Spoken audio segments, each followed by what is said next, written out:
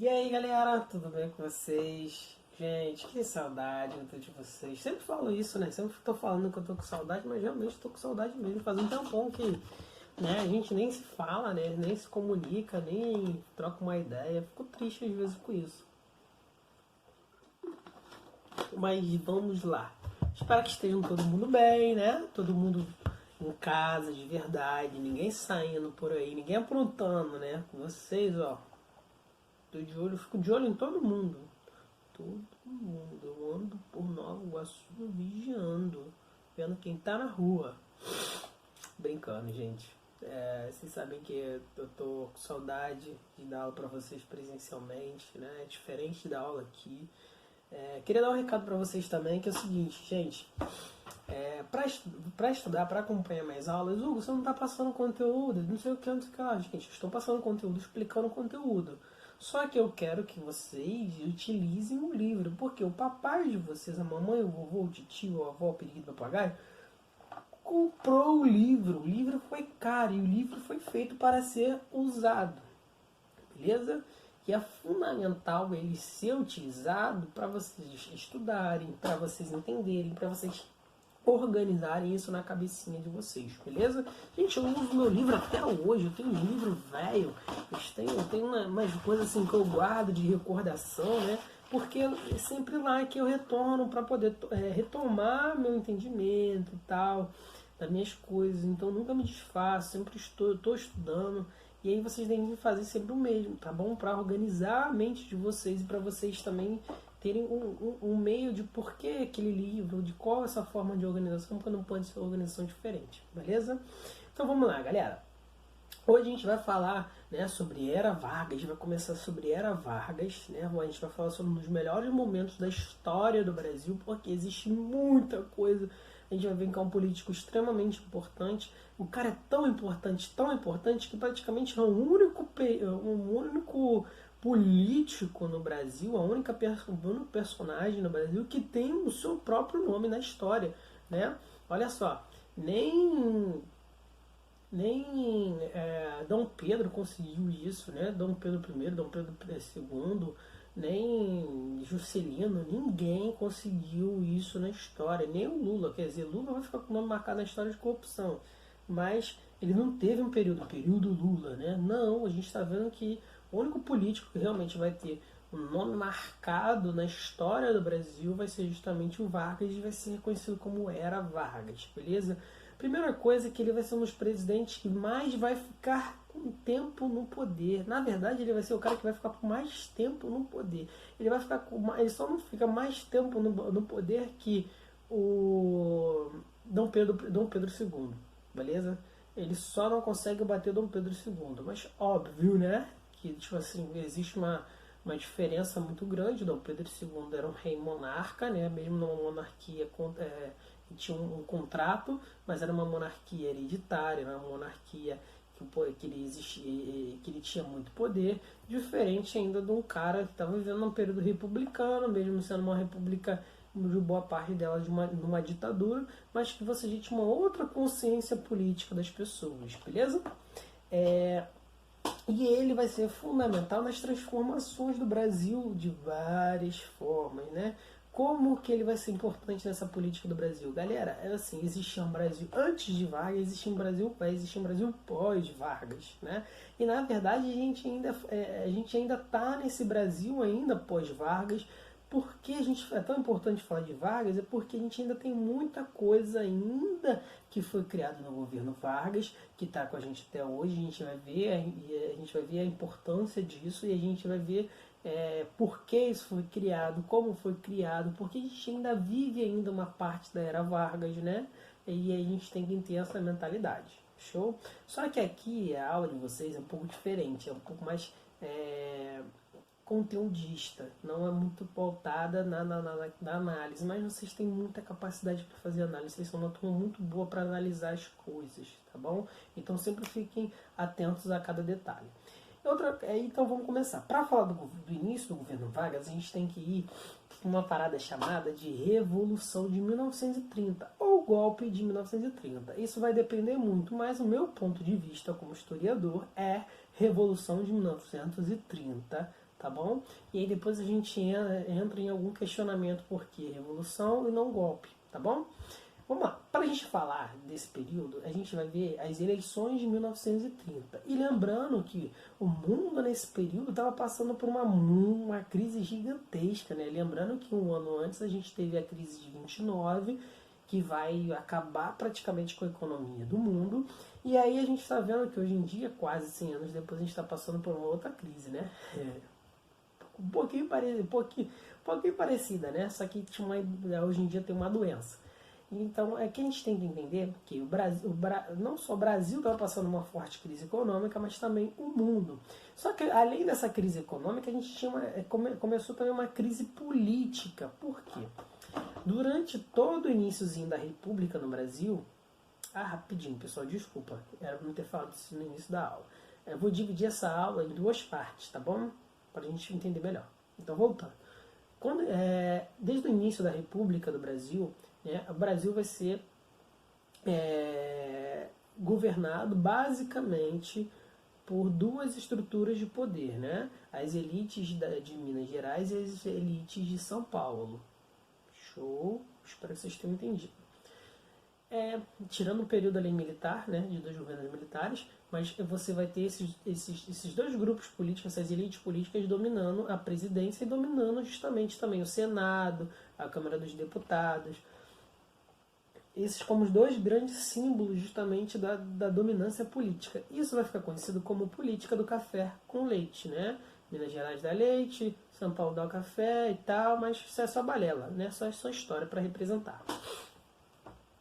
E aí, qual a importância disso, né? Que ao longo da governança, ao longo desse processo, uma hora isso ia dar ruim. E aí deu ruim justamente com o Washington Luiz, que era o presidente na época, né? Ele era mineiro.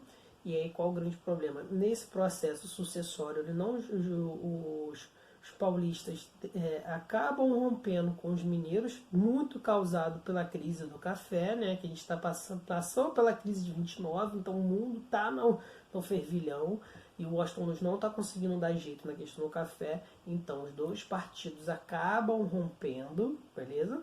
E aí esse rompimento desses dois partidos vai causar uma grande conflito social no Brasil, né?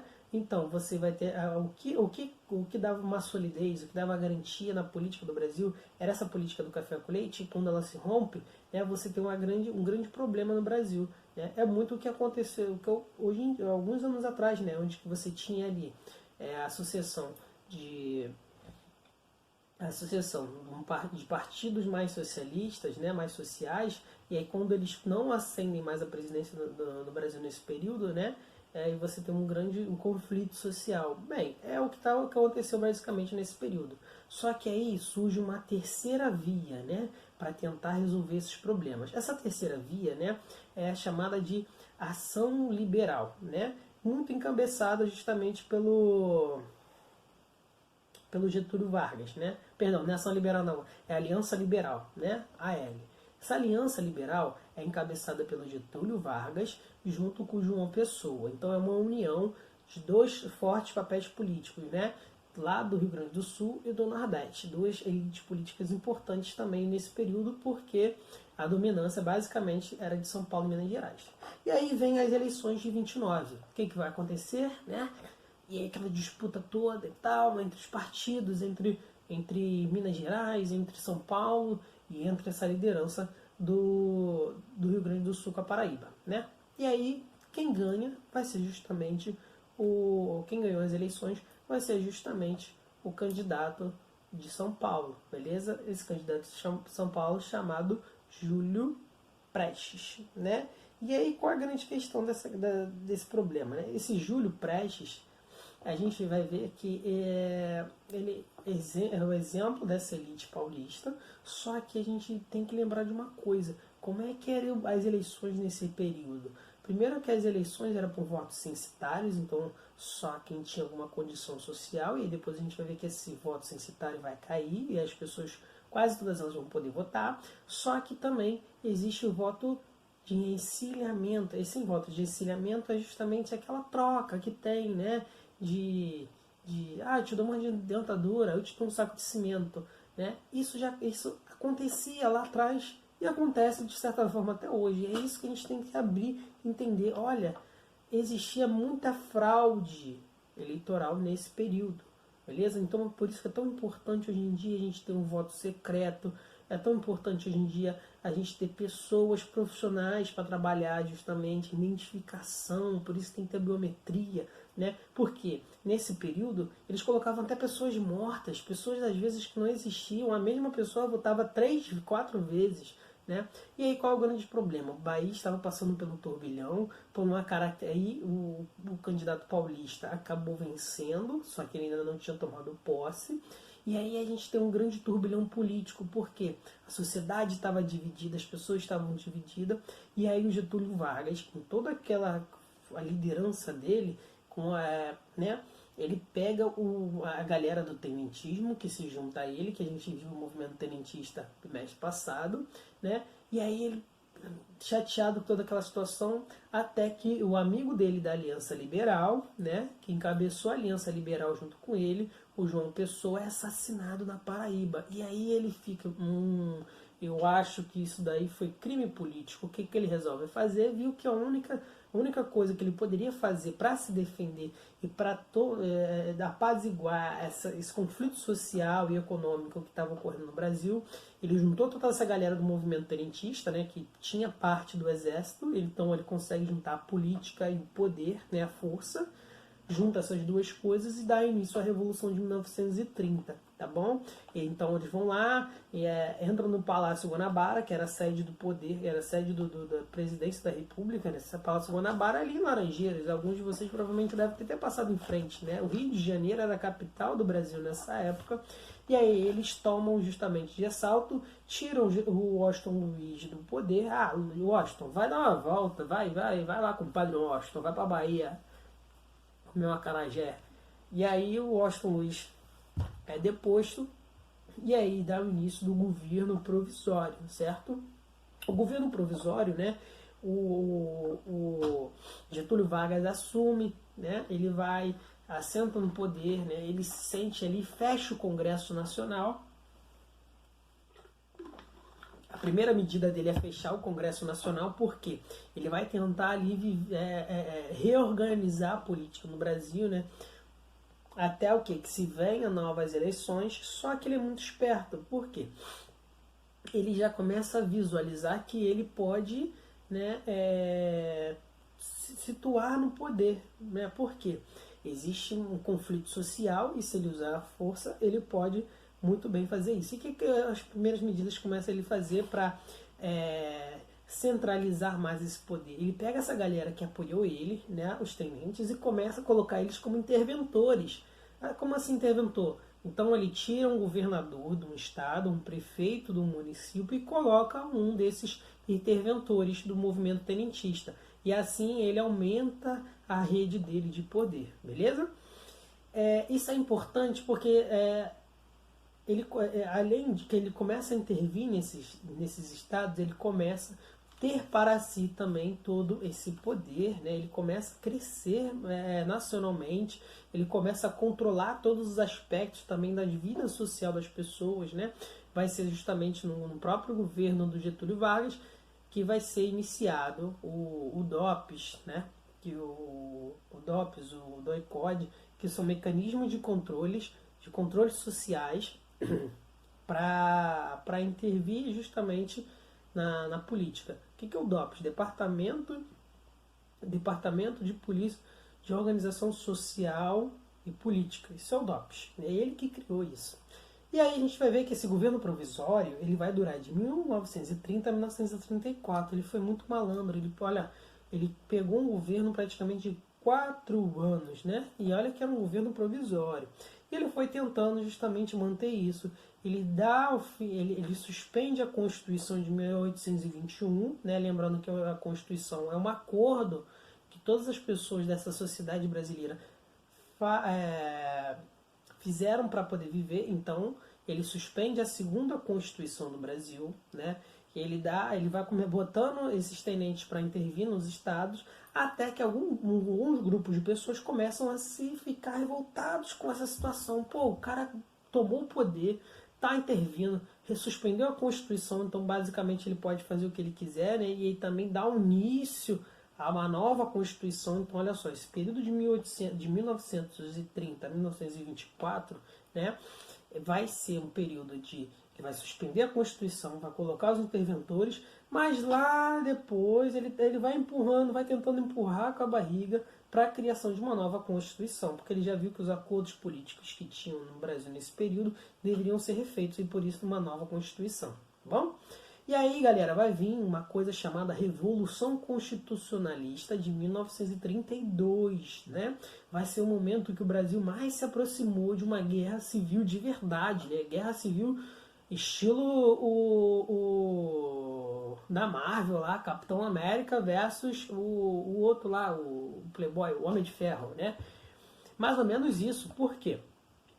São Paulo, ele São Paulo já naquele período já era o epicentro, né, de toda a economia, de tudo que vinha novo no país e tal, né? E São Paulo era um centro pensante. E eles começaram justamente a resistir toda essa intervenção do Getúlio Vargas. Eles estavam boladão, pô, não sei o que lá. Cara, você fica botando interventor aqui, você suspende a Constituição, né? Então eles começam a brigar por uma Constituição para quê? Fazer uma nova carta e para gerar justamente uma nova Assembleia Constituinte, né? Para todo mundo fazer parte da Constituição de novo e a política retornar. Então eles, tu tá enrolando, e começam a fazer grandes manifestações, que aí até que uma dessas grandes manifestações, a polícia, né, a comando justamente do Getúlio Vargas, reprime essa manifestação e acaba matando 4 estudantes, né? Esses 4 estudantes ali que encabeçaram esse movimento constitucionalista, né, que se tornaram símbolos. E aí o nome deles também deu um nome justamente a esse movimento, a um movimento, né, que é Mário Martins Almeida, Euclides Miragaia, Drauzio Marcondes e Antônio Camargo. E aí, o que eles fizeram? Né? O pessoal, para o movimento ser mais fácil de gravar o nome, né? Para simbolizar também esses estudantes que foram mortos, criaram o movimento MMDC, né? Que é a junção do nome de alguns desses estudantes, desses 4 estudantes que foram mortos, né? Para se tornarem mártires desse símbolo.